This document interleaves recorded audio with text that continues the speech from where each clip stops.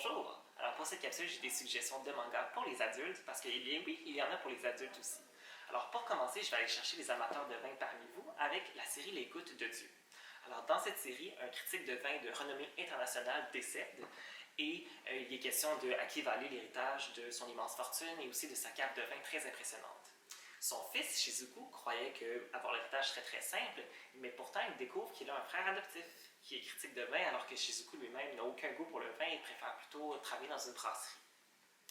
Alors, il y a une compétition qui est mise sur pied par le père dans le testament pour savoir qui va avoir accès à l'héritage, et la compétition va comme suit. Ils devront identifier 12 vins à l'aveugle, mais non seulement identifier, ils vont aussi devoir le décrire selon le vocabulaire et le style que leur père a employé pour démontrer qu'ils ont une appréciation de ces vins-là.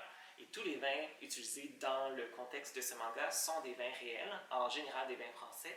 Donc, si vous êtes amateur de vin, vous aimez en apprendre sur l'historique, la culture du vin, les techniques, c'est vraiment la série pour vous. Ensuite, j'ai une toute petite série en 4 volumes, Le mari de mon frère, qui est plutôt un petit commentaire social, une comédie de choc de culture aussi, où Yaichi, un père monoparental au Japon, vit avec sa fille Kana et reçoivent soudainement la visite de Mike, le mari de son frère jumeau décédé.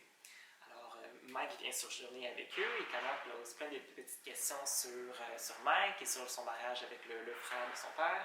Et Yaichi se retrouve un peu mal pris, à ne pas pouvoir vraiment répondre aux questions, en particulier en ce qui a trait à l'homosexualité, puisqu'au Japon, c'est un sujet assez tabou.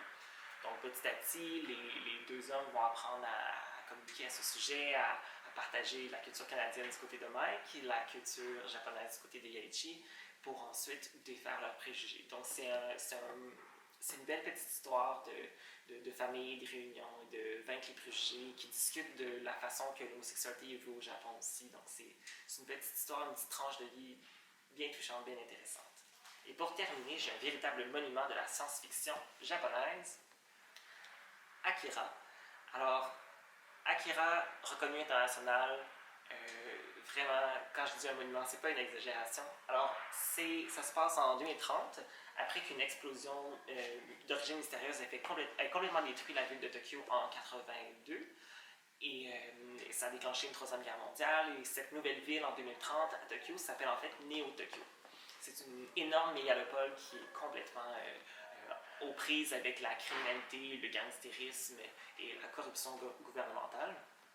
Et on suit entre autres un jeune motard, Tetsuo, qui se retrouve dans un accident de moto après avoir rencontré un jeune expert avec des pouvoirs psychiques, et ça va révéler en lui des pouvoirs psychiques aussi, et son état psychologique va être altéré, il va se mettre à vouloir conquérir les différentes gangs de rue, et en même temps, il va être un peu impliqué dans un programme gouvernemental, puisque depuis l'explosion mystérieuse qui avait fait détruire Tokyo, le gouvernement essaie de contrôler possiblement les jeunes avec des pouvoirs psychiques pour les employer dans l'armée.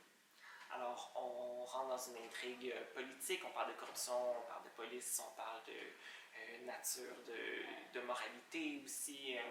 Qu'est-ce qu'on fait une fois qu'on a les pouvoirs et que personne ne peut nous arrêter? Alors, c'est vraiment un énorme classique. Si vous aimez la science-fiction, si vous aimez le genre cyberpunk, l'histoire dans le futur où la société est en train de se défaire, c'est vraiment l'histoire pour vous.